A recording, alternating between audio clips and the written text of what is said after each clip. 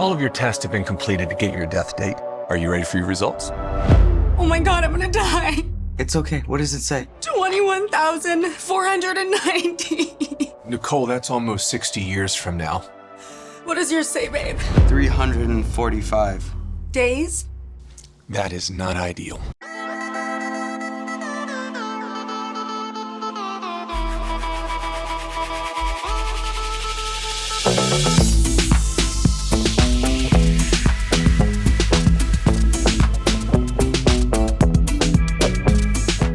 Hi, Daniel.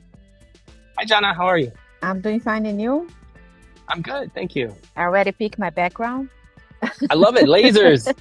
Exactly. The perfect background. The perfect one.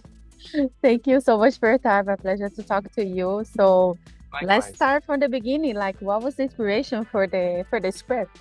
I love the movie, by the way. Thank you. Yeah, the script was, it kind of just came out of a lot of different ideas, stuff. I did a short film years ago about it was a drama about a gentleman who gets a job picking up dead bodies and taking them to the hospital or the funeral or wherever. And it kind of, I guess, came out of that, but I wanted to sort of make it in a sort of a semi-fantastical world. I think the larger inspiration were a lot of the films I grew up loving, the sort of left of center films like Scorsese's After Hours from the 80s, Paul Thomas Anderson's Punch Drunk Love, pretty much every Charlie Kaufman movie. He's probably one of my favorite screenwriters of all time. Amazing. I also, is this your first long feature? Like, because you did a Yes. lot of shorts. Talk like what was like the challenge there? Like, because you used to do short format and now doing this long Yeah. format. What was like your biggest challenge? Everything. The filmmaking in general is just one big challenge after the other. It's it becomes a little easier, but there's always mountains to climb, and then you climb another mountain and you get to the top and then you realize there's another mountain you need to climb and you just keep going.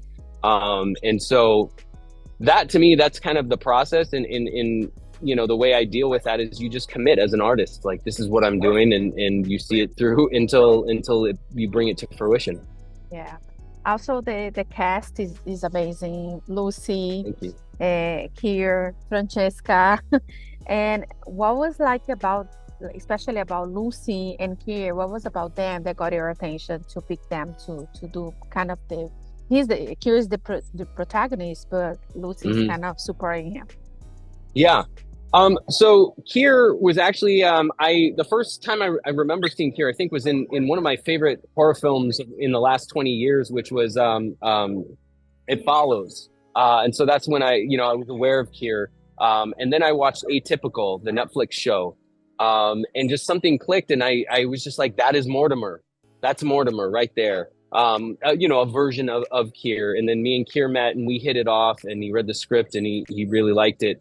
And then soon after, Lucy came on board.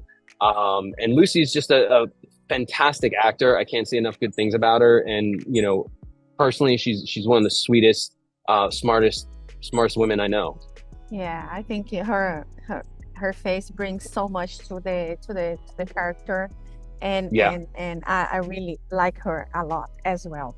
And also the movie touches this there is this kind of a message that you need to live your life right now. Don't you know what I mean? Like, do you have anything on your, like, there is this question also in the movie, like, in your bucket list that you like to do before you die? There is something specific to that? Yeah, I don't know if I have a Mortimer like Mount Fuji. For me, it's really just being an artist and trying to make as much art and putting it out in the world, and hopefully, other people respond or connect with it. Really, my bucket list is more films. More films. Is there any other genre that you'd like to do in the future that you're already planning in your head?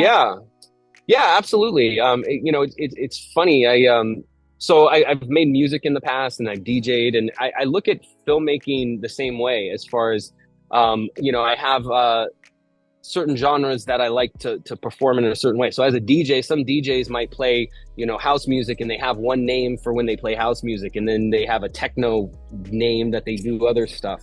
And I kind of bring that way of thinking over to filmmaking. Not that I'm going to change my name for every genre, but for Mort, I have, the film we're working on putting together right now is called The Last Will. And it's within the same sort of genre and tone of the Mort film, but at the same time, I love horror. I've grown up on horror. Ari Aster is one of, the guys absolutely killing it right now.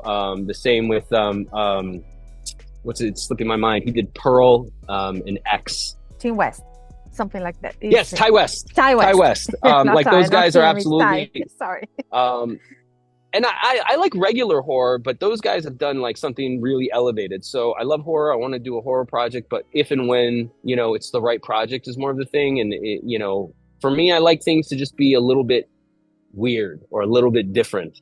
And so I plan right now, I have two biopics that are in development right now, that are much more drama based. So I really love everything. It's when you find the right project that aligns with you and that allows me to feel like I can bring something to it. Amazing. Also, coming back to Running on Empty, I love the locations. Sherman Oaks. I used to live in Valley Village, so some of the places that you show in the movies is like I know that. So what was it for you, like filming over there? Was like how, why did you pick Sherman Oaks? Yeah. So Sherman Oaks in particular, when I moved back to Los Angeles in 2012, I ended up staying with a friend until I found my apartment in Sherman Oaks. And then I found an apartment right down the street, and I just stayed there. And I sort of, the valley has become my home essentially. And I felt, it was my way of sort of paying homage to the valley. And luckily enough, we were able to film in LA. And so, a lot of those locations were stuff I pass all the time. People in Ohio or in other countries, they're going to have no idea about what Sherman Oaks is. But I think also it's represented in the film as, it's kind of Hollywood adjacent. And I think it's fun to show people that, when you think of Hollywood, you think of all the glitz and the glamour and this, but they're just normal people right outside doing their thing, whether they're a mortician or whatever. Yeah, they're doing more like regular neighborhood. But I think now the Valley is more well known because they're for example, there are some series like Cobra Kai. It happens in the Valley and it's famous all over the world. So now people are gonna Sherman Oaks, where is that? The Valley Village. And I think they're gonna recognize. I hope so. Yeah. I hope so too, because it's so beautiful, so cool. I love that you brought that. Also, I feel that we already talked about the message of the movie, and I think the end, what he says at the end, brings a lot that we need to live your life to the fullest. And what else do you think people are gonna take away from watching Running on Empty? Yeah. So I try not to predict too much what I think or people should or shouldn't take away from it, because I kind of come from an artist perspective of there was a time where I also paint. Every few years I'll do a bunch of paintings and then I won't paint for another 5 years. And one time my father's wife Alma was looking at one of my paintings, and she was telling me about all of the things that she liked that I had put in the painting, because it's like an abstract painting. And all the things she were describing, I didn't put in there. I didn't even see them in there, but she saw them in there. So for me, it was much more fascinating for me. And I think for her, it was much more fascinating for her to kind of come to her own conclusions and pull out what she saw in it. So I like to kind of live by that with art. But at the same time, I think it's just, it's a message of, we're all here for a finite amount of time, and we all find all these things like our work or, our jobs or our cars, all these problems we keep ourselves busy with all the time while we're waiting to figure out what this all means. And we're missing it because it's right in front of our face. The meaning of life is life itself. So I guess that would be what if anything, I would want other people to take away from it too. And if you have to give an advice to someone that used to do short movies and now doing a feature film, what advice you give to that person? Yeah. So I think the thing, whether it's advice, I think it's more something, I've learned is as an artist, we can very much get into our own thing. We're all about our thing, our film, my art. And especially with the film, you want somebody to, you need people to help you make it. You can't just make it on your own. But the key that I've found is you need to take yourself out of the equation. And make it not about you. You have to, once you decide you want to make a film and you're going to need a lot of people to make that film, you have to then figure out, how do I make it about everybody else? How do I, make a project that I can give to somebody that it has something in it for them? Because at the end of the day, nobody, and this might sound harsh, nobody wants to help you make your film. They just don't. Nobody is going to care enough more than you about your film. So what you have to do as an artist is you have to separate yourself from it and say, what do I have to offer other people?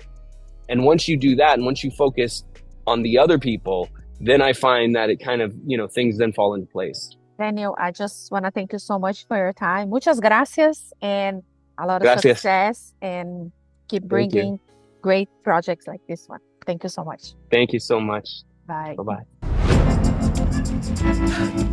My ex-fiancé dropped me like a hot potato. Nicole's body was really hot. I'd love to do her, but I wouldn't because of you, unless you could have watched. Some people are into that. Weirdos. Me and the boys heading to the strip club tonight. There's women everywhere. I'm just saying. Do I start dating again? I'm Mortimer. I'm a mortician. You know what, Mr. Addison? That is not your shade. Do you want to film? Romantic. Hey, do you want to get out of here? I've never had sex with a prostitute before. Professional escort. Sorry, with a professional escort. Rita? You're dead!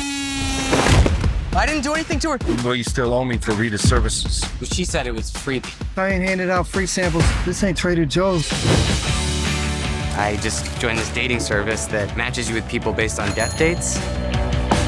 I'll be doing your video interview. Lasers. So what kind of gal are you looking for? Kind, honest, a little bit boring, maybe. You're gonna die soon, I'm gonna die soon. Let's go on a date. I'd love to hang out with you again. It's gonna be okay, I promise. It's not like I have much time to build a future with someone. So where's my money, man? Got it? 5,000? Don't make me use it. Go on then. I don't even care. I'm gonna die anyway. You better have my money in full by midnight tomorrow. Or he's going to hurt me.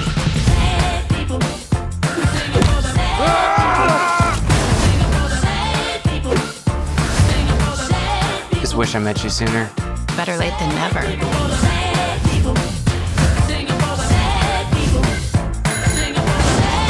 I've just been so angry, afraid, happy, all at the same time.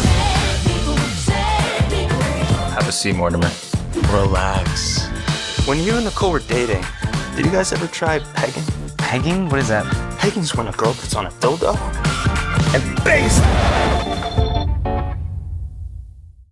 If you like to support or continue to support Jana on Camera, don't forget to subscribe, like, comment, and share the videos.